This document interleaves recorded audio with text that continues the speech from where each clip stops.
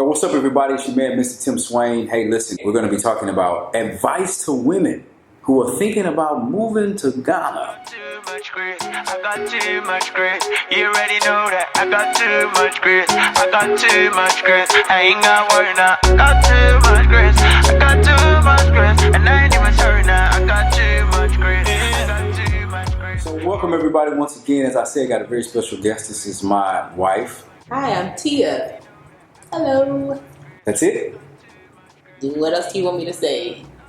All right. So you guys have been hearing a lot from me talking about my experiences coming to Ghana, my experiences about the things I like, the things I dislike about Ghana. But I figured it's time to get a woman's perspective about all of this. So I'm just going to be asking you some questions about your experiences living here in Ghana. I want you to really just be open and honest about what's going on. So we're living here now in Ghana. We've been here for about maybe like 8 or 9 months or something like that.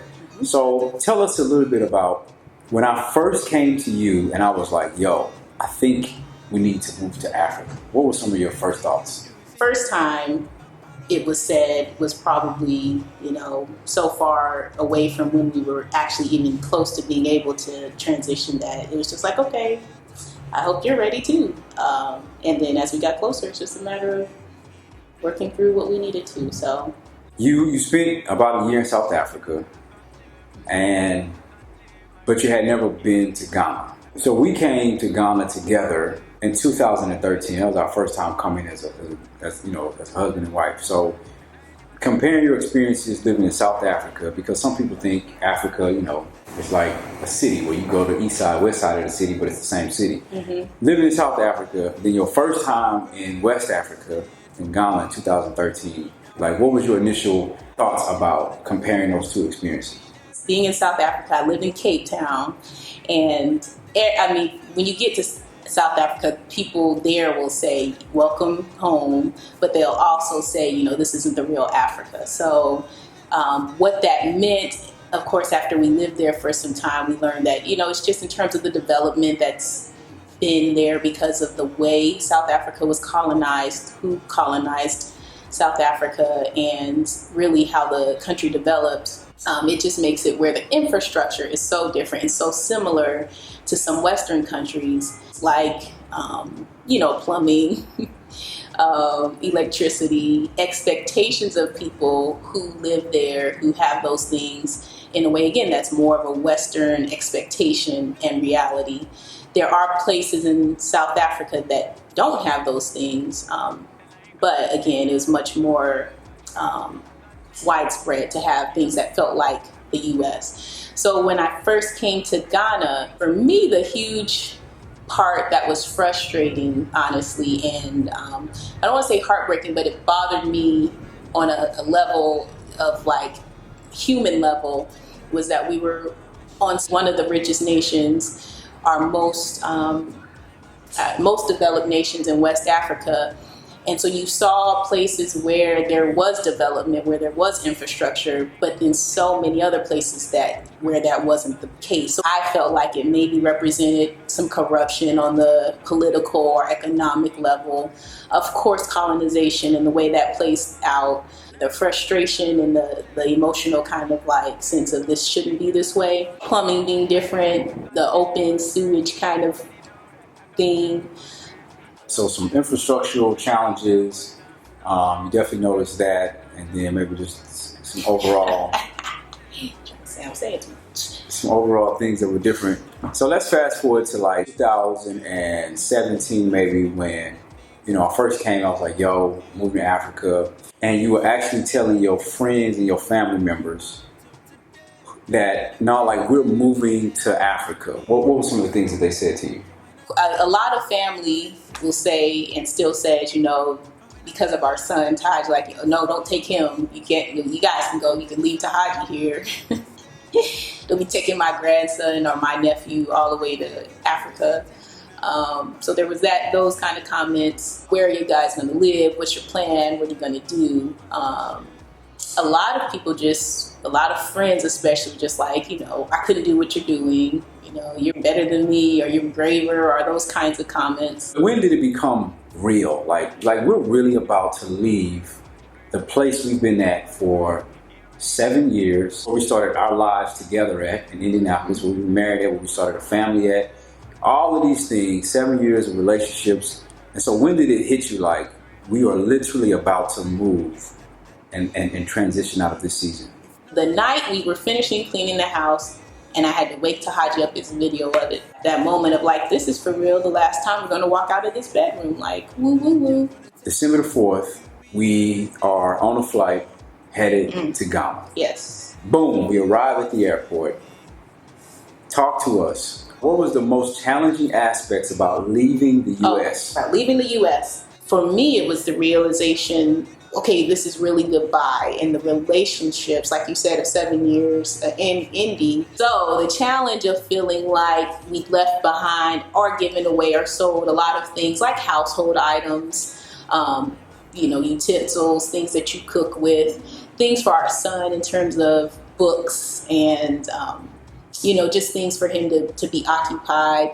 Just feeling like, okay, this is what we have, these bags, which were more than we were supposed to have, if this is enough or not. So that question. And then the hugest thing I would say was just health concerns in that we moved to Ghana. There is, malaria is something here to be concerned with. And I started taking a medication for malaria that did have some emotional and psychological impacts. So what are some of the most challenging aspects about living here? Hands down, have been the hardest for you. One thing that's been very challenging is having gotten rid of some really, good quality things that were mostly gifts with the thought that we could replace them easily and again, inexpensively. It was erroneous. Pots, again, simple things like a little rubber spatula that you cook with. We had 3 of them when we got married that never messed up. We gave them away. Why? Bought one since we've been here from a store that actually sells quality products, and it wasn't cheap. Of the 2, one of them is broken.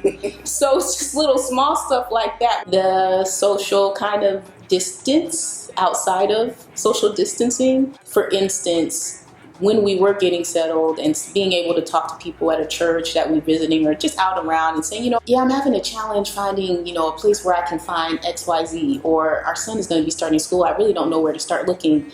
And a lot of people just encouraging like, oh, okay, well, you'll figure it out with time. God will take care of everything. Just feeling a little like, where's the help? And you can help a sister out. Again, for us this year, the fact that outside of ability to connect with people casually has been very different. Not having the social connections, being able to call somebody up and just hang out or get to know people, go sit down and have coffee somewhere or something like that. We also don't live in an area in town that is anything like where we lived in the U.S., so it's tougher to find spaces that really kind of feel familiar in that way. The climate is so different.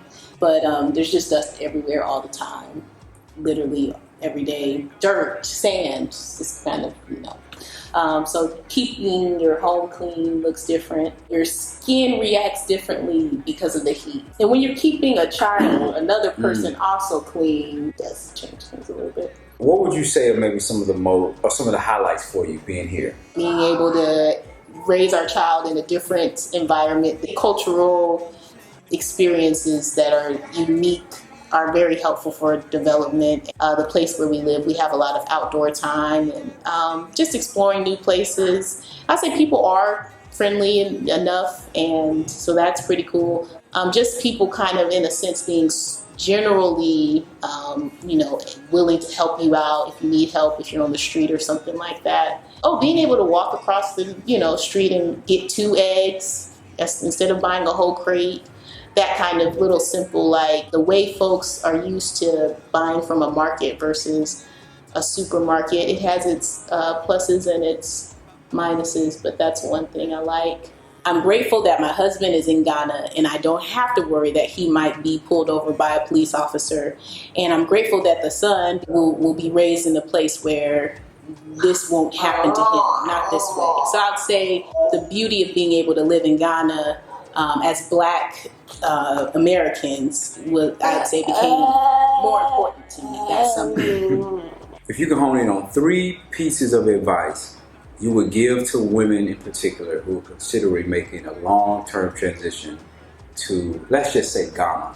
I would now tell every woman, including women like me, to just take some time to listen to a video of some different people sharing what they think is important for you to think and keep in mind, and what to bring all that, because the way you decide you want to live in Ghana does impact how you see everything. I would say to bring enough, in the same way if you're going to go on a long vacation, bring enough of that stuff, toiletries, stuff that you know, if you couldn't find it the same way, to bring it with you, versus depending on being able to find it here for sure, and versus thinking people are going to come and bring it for you because there might be, a whole international lockdown. Bring the stuff for your children, like learning, I would say pictures of family members, toys and things that keep them occupied, some books that are new, so that you're not necessarily, revisiting books from when they were younger. And prepare yourself by knowing yourself. Get to know yourself better. Get to know your God better if you're a person of faith. But definitely kind of get to know your temperament and personality.